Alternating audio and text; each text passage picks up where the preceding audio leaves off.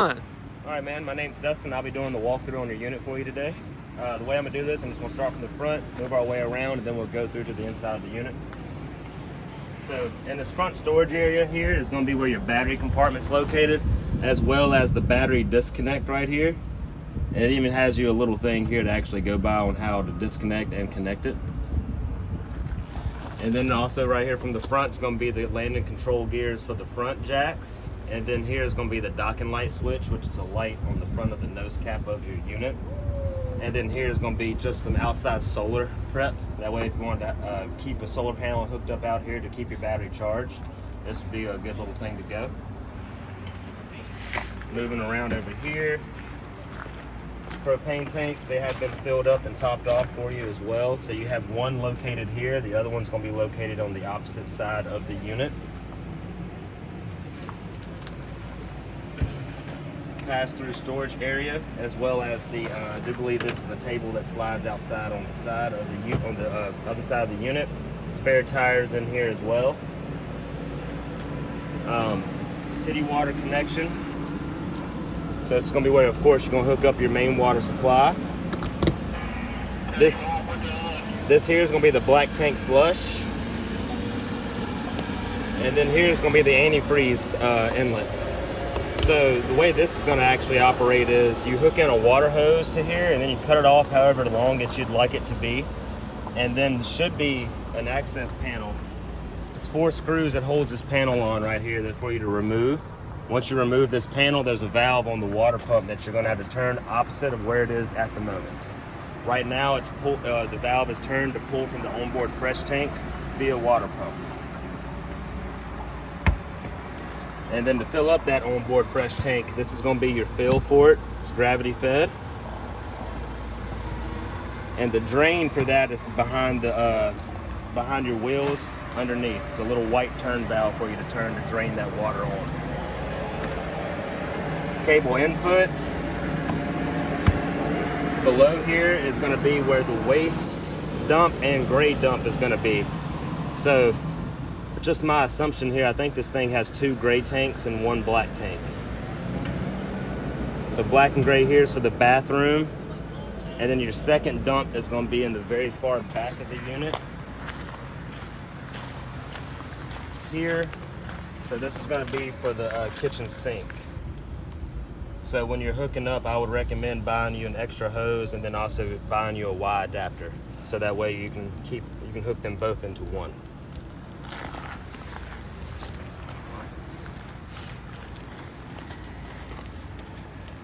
Back prep for a backup camera if you ever wanted to go that route as well.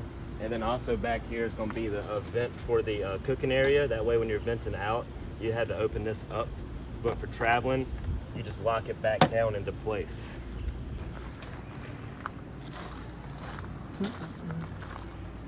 All right, right here is going to be like a little TV hookup area. It's going to be output for the cable. And then you got your little 110 outlet here for your hookup. Below that's going to be the switch for the stabilizer jacks. This here is going to be an overflow for filling the fresh tank. That way if you're filling up your fresh tank and you forget about it, it'll spit the overflowing water out from here. So that way it don't drop your tank out from underneath the unit. And this here is going to be like an outside, again for the outside TV hookup station. 110 fridge. So this is not a fridge that you'd like to fill up while you're traveling. This is one that you'd like to get cold and then you'll put your goods inside. I do believe we're good to go up inside. Oh, before we go inside, power cord. So this is your 50 amp power cord. This is going to be the end you're looking like here. And if I were to guesstimate the length of this, I would have to guess probably 25 to 30 feet. That's just a guesstimate. Gold tool here. This gold tool here is an override for the back stabilizer jacks, just in case the electric switch was to ever malfunction on you. So you do have an override.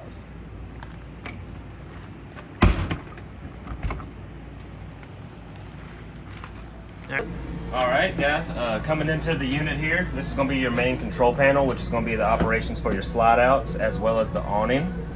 So first slide button here is going to be for the main Yeah, the live and slide. The other slide button here is going to be for the bedroom slide out. And then here is going to be for the actual awning.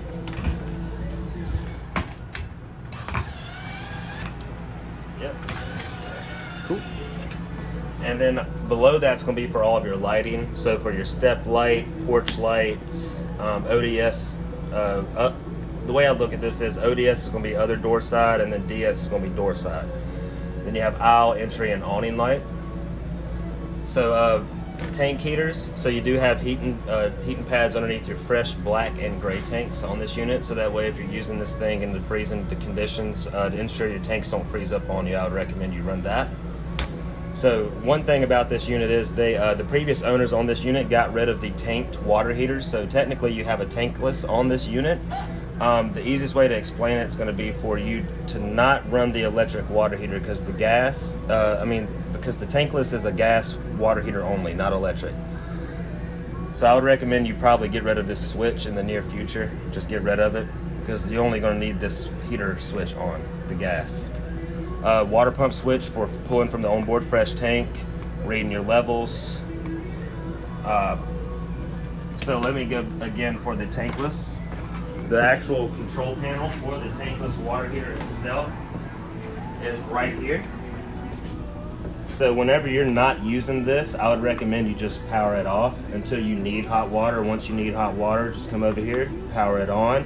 And then the up and down arrows here are going to be for temperature. The highest this thing goes is 120, probably 130. Yep. I don't recommend you run it at 130. I would recommend you run it probably 110, 115. The other button there, I do believe, is just a dummy button. That button doesn't do anything at all. So as long as you have this powered on, your gas cut on, and your water pump on, she'll power on, and boom, just like that, you have hot water.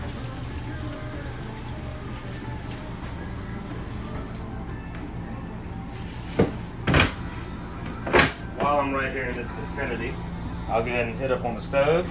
So to light the stove, you do have a top burner sparker for the stove. You stick it to light, hit your igniter.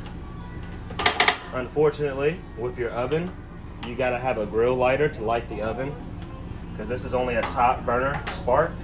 So to light the oven, we'll go down here. You gotta hold to pile it on, and then you're gonna have to light it on fire.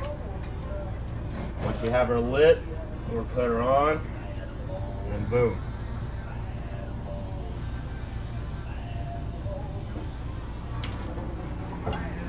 Glass top is not a cookable surface. Shouldn't have to tell people that, but you'd be surprised. Alright, breaker box for all the fuses and everything is going to be located here. It does have everything labeled, that way if something was to ever malfunction on you, you know exactly what you're going to have to be dealing with. Beside that's the carbon monoxide and gas detector for the camper. Your fridge is a gas and electric. So really when it comes to that, you can do preference on if you want to run gas or electric, but honestly if you're plugged into power, I would recommend you just keep it on electric. And then also in here is going to be the keys for your unit. So the silver keys, 751 and R001 are going to be for the compartments, and then your two purple keys here are going to be for the lock and deadbolt on the main entry door.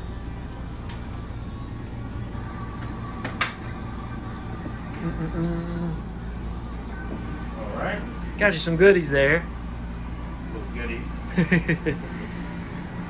So now here's just going to be where your entertainment center is going to be located. So you have your TV for your remote. This is actually scanned off of your onboard antenna, so you can scan for local channels and pick them up. Here's going to be where your radio is. So I see that this thing has a USB aux port as well as HDMI hookup. So zone 1 is inside speakers, and then you do have a zone 2. Zone 2 is outside, and zone 3 is also outside. You can play all 3 zones at once if you'd like, but if you end up doing that option, it's only able to control off of one volume. All right, right here is going to be where the thermostat is for the main AC as well as your heating. So it's pretty simple to use. You have here your system options from cool, fan to off and heat.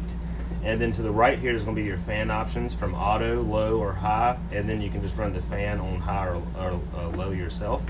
And then here's going to be the dial for the temperature adjustments. So you want it very cool, just put it all the way down here. If you want it to a certain temperature, you can turn it on up.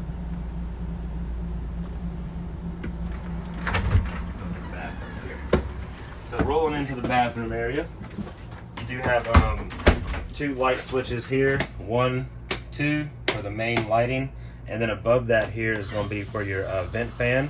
You do have a max air vent fan on this unit. It does have a manual override here as well. Oh, I just seen this too. You have a vent cover on this, so that's a huge plus as well. That way, if it's pouring down raining and you need to vent this area out, you can keep this fan open and let it do its thing without it getting soaking wet in here. Again, manual overrides here just in case this switch was to ever malfunction on you. And you can change your speeds and everything from here. And then you have vent, close, and open settings here as well. Once you click off, she'll close down and shut off for you. Travel lock here for your showers. So the way I've been taught these, some people just sit it there like that. You want to hear it click. So now you know it's indeed latched. Travel lock here for your pocket barn door, excuse me. So a little travel lock, you want to ensure you do have that turned in, that way that does not pop off.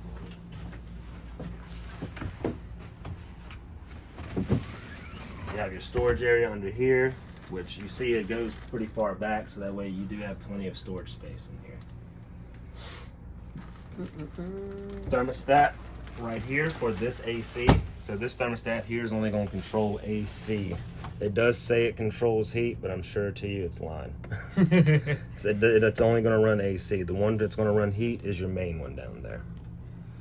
Operates the same as the other one. And then you have your light switch for your main bed living.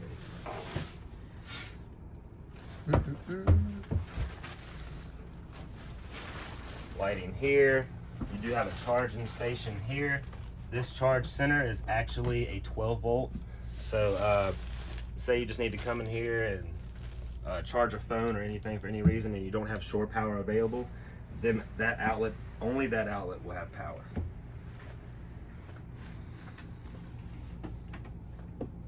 One last thing I'm gonna go over here is gonna be all this is gonna be the bottom half of your onboard antenna that you have on this thing. They upgraded it to a 360 wind guard, so all this is gonna be for you to turn it around to get better better signal. There we go, that's the word I was looking for. All right.